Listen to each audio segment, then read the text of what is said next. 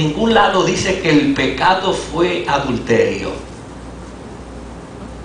Si quieres, vuélvalo a leer. Pero por ningún lado aquí dice que el pecado fue adulterio. Por aquí, por ningún lado dice que el pecado fue fornicación. No. Aquí lo que dice es que el pecado fue pecado. Y tanto peca el que adultera como el que miente. Tanto peca el que roba como el que engaña. Tanto peca el que hace un acto desacertado frente al plan y al propósito de Dios, como aquel que critica y condena al que ha hecho un desacierto frente al Dios del cielo. Y yo quiero que nosotros entendamos esto bien, porque a veces la religiosidad en la que nos hemos embarcado nos lleva a entender que tenemos el perfecto derecho a juzgar y a condenar. Yo estoy seguro, o por lo menos me sospecho, que alguien pudiera pensar, inclusive, si el pastor leyó el Salmo 51, algo hay en él por ahí. Porque así es la tendencia humana. Así es como muchas veces nosotros funcionamos. Y perdemos de perspectiva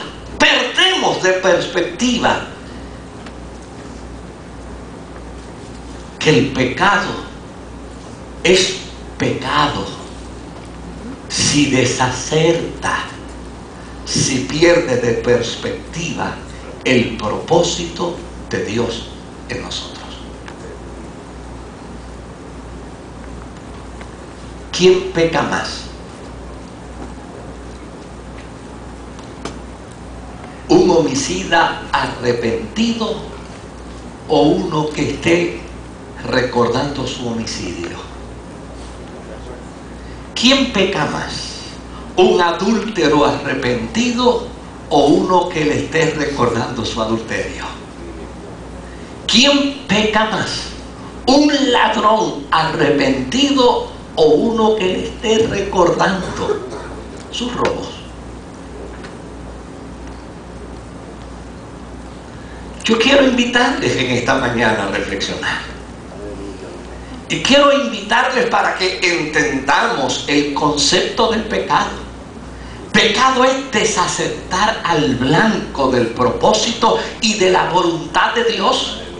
Y cuando el propósito de Dios en nuestra vida no se ve cumplido, lo que Dios quiere con nosotros no se realiza, lo que Dios quiere con nosotros no se lleva a cabo, lo que Dios quiere con nosotros no se concreta conforme al plan y al propósito divino, eso se llama pecado. Y no hay pecados grandes ni hay pecados chiquitos. Y no hay pecados blancos ni hay pecados negros. Solamente hay pecados. Note bien, note bien. Yo estoy seguro que para algunos de ustedes ha sido sorpresa el desafío de decirle, en este salmo el salmista no confiesa su pecado.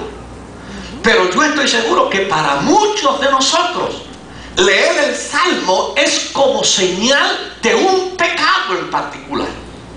Leer el Salmo es como anunciar un pecado, solamente uno, porque a la gente se les hace pensar en su estrecho mundo teológico que pecado es emborracharse,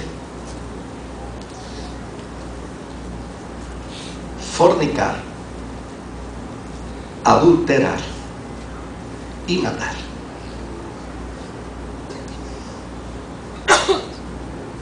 Y todos los demás son faltas, errorcitos, y no cobramos conciencia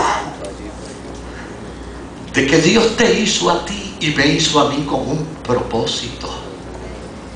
Y cuando tú no puedes decir como el salmista, Jehová cumplirá su propósito en mí. Cuando tú no puedes decir como el salmista, en mí se hará el propósito divino.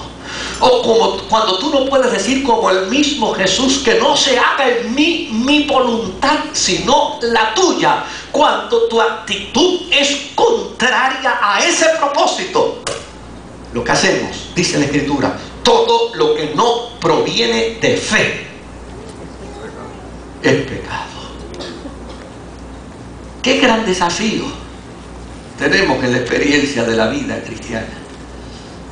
Si usted piensa que la gracia no adjudica responsabilidades, si usted entiende que la gracia no impone deberes, si usted entiende que la gracia es, como decía el jíbaro nuestro, un free for all. Yo no sé si usted lo escuchó en la expresión del jíbaro nuestro. Si usted entiende que la gracia es libertinaje para todos, usted está perfectamente equivocado. La gracia impone deberes. La gracia impone responsabilidades. La gracia nos confronta con una gran realidad. Me encanta aquella expresión del cantante cristiano de hace muchas décadas atrás, cuando decía: ¿para qué pecar si soy salvo? ¿Para qué pecar si ya tengo salvación? ¿Para qué pecar si la vida Dios me ha dado a través de Jesucristo? ¿Para qué pecar si la Biblia enseña que el infierno solo espera al pecador? ¿Para qué pecar? ¿Para qué pecar contra Dios? Qué bueno que el salmista nos dice cuál fue su pecado, porque a fin de cuentas cada uno de nosotros, de vez en cuando y de cuando en vez, tenemos que recurrir al Salmo 51. Lo que el salmista hace es aceptar ser pecador. Lo que el salmista hace es aceptar ser culpable. No hay nadie más culpable que yo. No hay nadie más responsable que yo. El pecado, en términos de su definición, aquí no importa. Lo que importa es quién es el responsable de ese pecado. Y el responsable de ese pecado soy yo. La tendencia adámica es buscar a quién responsabilizar por nuestros pecados.